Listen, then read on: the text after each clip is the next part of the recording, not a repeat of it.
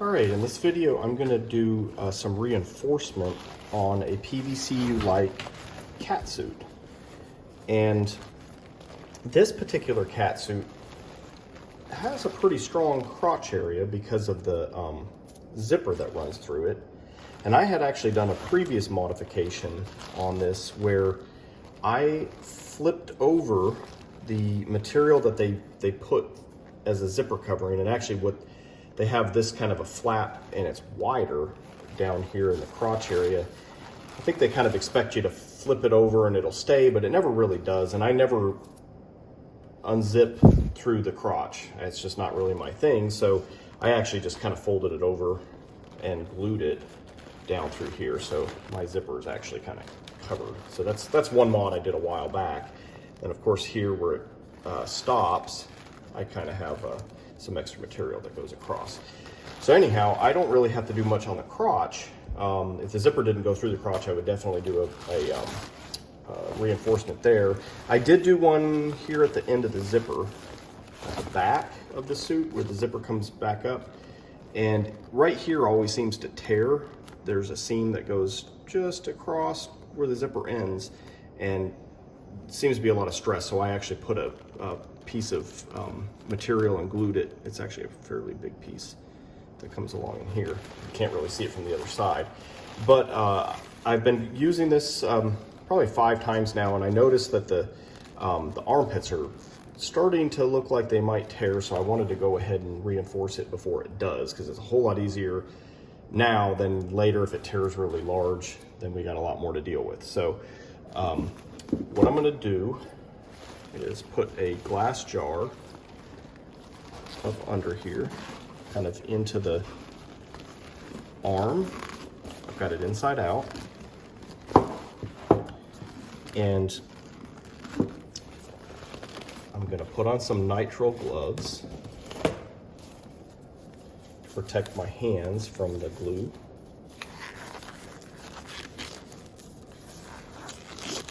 The glue's got acetone and toluene and MEK, so it's not good to get on your skin, and it's also not good to breathe. So I have a activated carbon air filter here that's right on top of the table next to where I'm working. You could also wear an activated carbon respirator or work outside with a fan blowing across your work area. So the first thing I'm going to do is I'm going to take some HH66 vinyl cement in a syringe, which gives me a lot more control.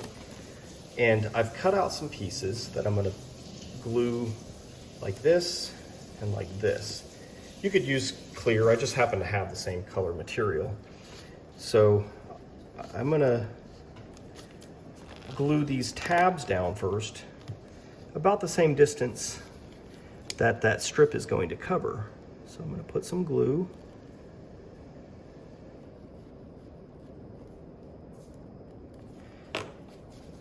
And use a paper towel to kind of rub over there to get any excess off. And then I'm going to use a brayer roller to put some pressure on that.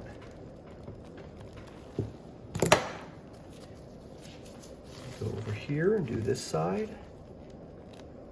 You just have to kind of pay attention to whichever way the seams were welded down when it was made, and just kind of glue them that same direction.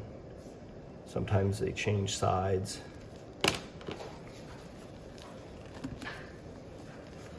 That side's flipped that way, this side's flipped that way. Just kind of glue them down whatever way they're laying as they come out of this armpit area.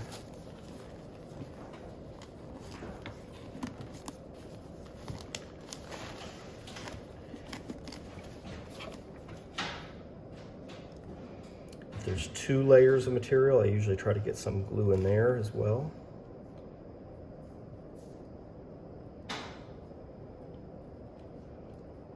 So this by itself actually does quite a bit of reinforcement, but it's not a total reinforcement because the seam is also over here on this side, and you could glue that over and it'll glue one side of the seam, but it doesn't glue the other side. So that's why we really need to have this strip of material.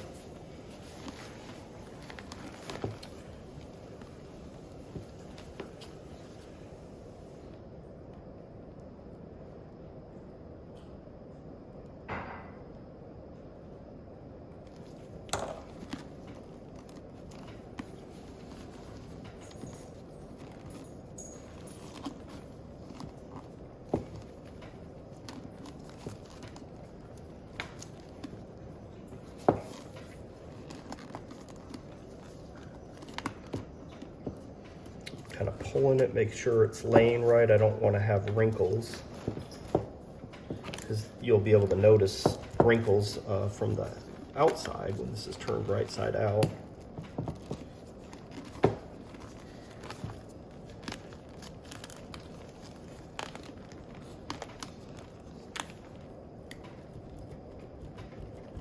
The good thing is if you get a wrinkle or something, you can kind of pull it loose. The glue takes about an hour to really set up, so you got some time to kind of work with it, which is nice. All right, so now that I got those glued down, I'm gonna go ahead and I'm gonna put some glue in the middle. And the reason why I'm gonna do this is it's a lot easier to just go ahead and glue the middle down, and then I can work each direction.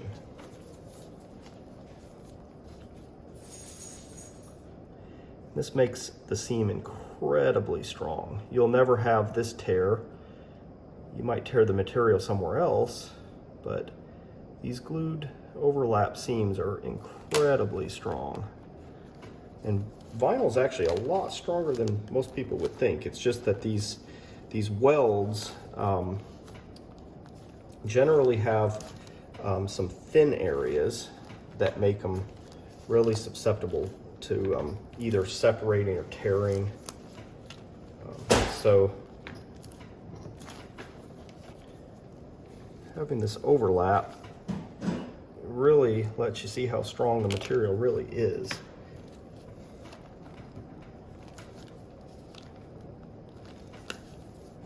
It really is quite durable.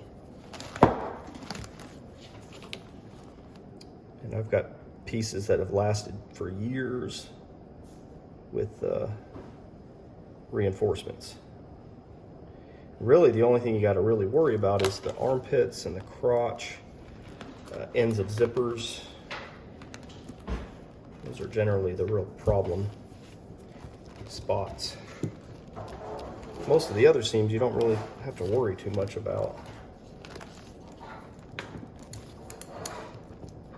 What I do is I wear the stuff without reinforcements, and then I kind of learn, you know, like for each design where it's going to be a problem. And then if I get a future piece, I can just go ahead and preemptively reinforce it before it breaks.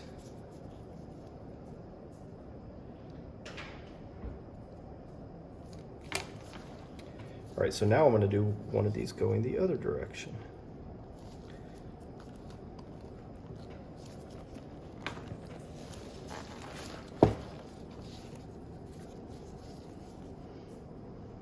You can also do this on the outside. It doesn't have to be on the inside like this. It's actually a little bit less work because you don't have a flap to glue to the side, but you do want to probably be a little bit more careful because you're going to see the strips. So, you know, if you get pretty good at it and are pretty clean with your work, then you could probably just go ahead and do it on the outside.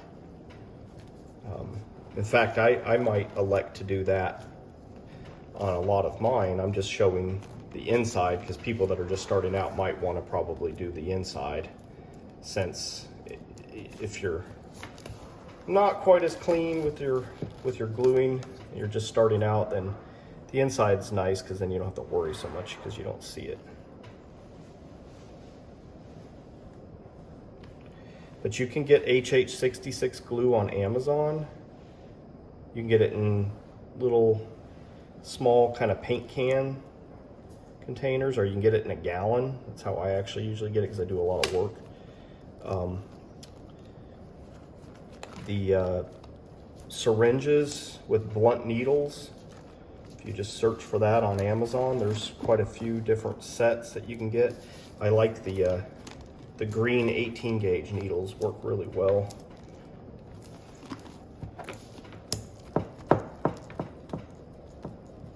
And then you can clean up with acetone and Q-tips, or acetone and paper towel. You just want to powder it after you put acetone, because anywhere that the acetone touches, it might fold over and try to glue or bond with itself. So if you clean with acetone, you just powder it immediately afterwards with either talc or cornstarch. Just kind of a non-stick thing. All right, so that is our armpit. We have a second armpit, but I won't videotape that. It's just the same process. So there you go. Now it's got an extremely strong armpit.